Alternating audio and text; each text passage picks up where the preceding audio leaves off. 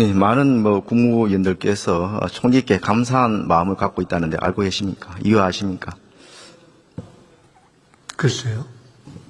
말씀 주십시오. 그 청문회 당시에 사실 총리께서 여러 가지 결격 사유가 지적됐지 않습니까? 그럼에도 불구하고 성공적으로 총리에 임명이 됐습니다. 덕분에 많은 국무위원들이 청문회를 통과할 수 있었다고 감사하고 있다는 겁니다. 과거 문재인 정부는 7대 인사검증이라고 지켜지지는 않았습니다만 있었죠. 그런데 이재명 정부는 이제 총리께서 아마 국무위원들 청문회 인사검증의 준거 기준이 된 것 같습니다. 덕분에 무려 정가 22범이라는 전무후무한 역대 최악의 전과자 국무회의가 구성이 되었습니다. 그래서 총리님 이건 아니지 않습니까? 한번 보십시오. 최교진 교육부 장관입니다. 방북 17회에 음주운전에 제자 뺨까지 때는 이런 사람이 교육부 장관이 된다는 건 너무하지 않습니까? 음주운전 혈중 알코올 농도가 0.187인데 어느 정도 마셔야 저 정도 되는지 아십니까? 저 방북 17회로 되어 있는 중에 혹시 대한민국의 법을 어기고 그것이 문제가 된 케이스가 있습니까? 제가 좀 질문에 답변해 주시면 감사하겠습니다. 음주운전 저 정도 혈중 알코올 농도 되려면 술을 몇 병이나 마셔야 되는 겁니까? 아니, 제가 제 문제를 앞에 PPT 띄우실 때는 제가 여쭤보지 않지 않았습니까? 근데 제가 답변을 드리려면은 지금 띄우신 PPT의 내용 중에 실제로 의미 있게 답변할 내용이 무엇인가를 좀 저 나름대로도 걸러야 될 것 같아서 제 앞에 있었던 부분은 논란 하면서 별 내용이 없는 부분을 쭉 쓰신 다음에 그 다음에 또 쭉 하셨기 때문에 음주운전을 여쭤보셔서 제가 한번 말씀드린 겁니다. 왜냐하면 우리 의원님 질문에 대해서 제가 답을 그냥 의미 없는 문답으로 해야 될지 아니면 조금 더 정성스럽게 해야 될지 저도 판단을 해야 해서 그래서 여쭤본 것입니다. 지금 최규진 장관 제기하신 내용 중에 저기에만 보면 방북 17회 이렇게 되어 있어서 저것이 어떤 내용인지 제가 잘 몰라서 한번 여쭤본 것입니다. 승인을 받고 갔다고 이렇게 말씀을 드립니다만은 이 북한하고 특별한 관련이 없는 직에 있는 분이 17회나 갔다 왔다는 것이 일반 국민들은 상식적으로 납득이 안 된다는 겁니다. 그리고 이 정도의 그런 결격 사유를 가진 사람이 교육부총리가 됐을 것 같으면은 정말 조국 전 대표 억울할 것 같습니다. 지금 정부가 됐으면 충분히 법무장관이 되지 않았겠는가 싶습니다.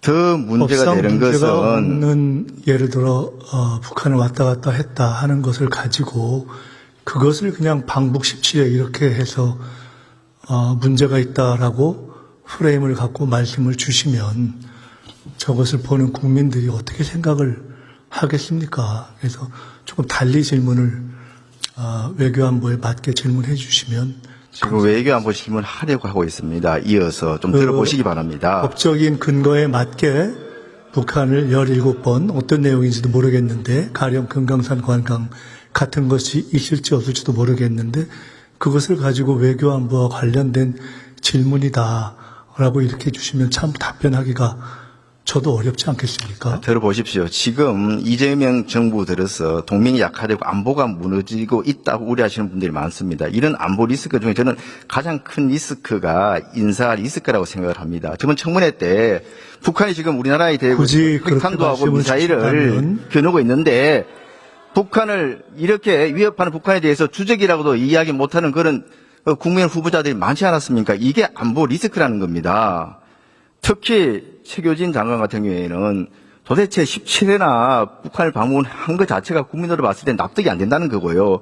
또 한 사람이 있어요. 김영훈 노동부 장관 4번을 방문을 했습니다. 그런데 정말 좀 경악스러운 것은 2번을 민노총 간첩단 그리고 창원 간첩단 그분들하고 동일한 시기에 북한을 방문했던 것입니다. 이걸 보면은 이분들은 국무위원 자리에 있으실 분들이 아니고 이게 이런 부분에 대해서 조사를 받는 자리에 있어야 되는 거 아닌가 이렇게 해서 물어보는 겁니다.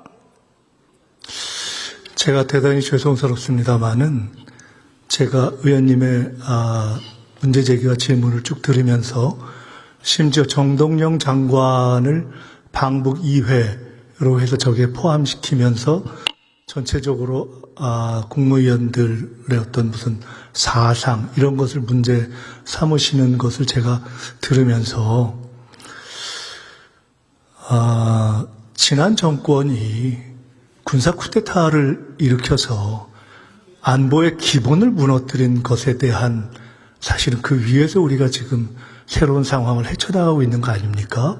그 부분과 네. 별개로 제가 다른 국무위원들을 다 별개가 문제 아니라 삼지는 않습니다. 법적으로 문제가 안 되는 것을 최교진 장관 가지고 또 김영우 이렇게까지 장관에 질문을 대해서는 하시면 이 문제를 지위에도 제기해야 기본이 되는 거 있는 거 아닙니까? 아니겠습니까? 지금 저것을 질이라고 보기는 어렵지 않습니까? 솔직히.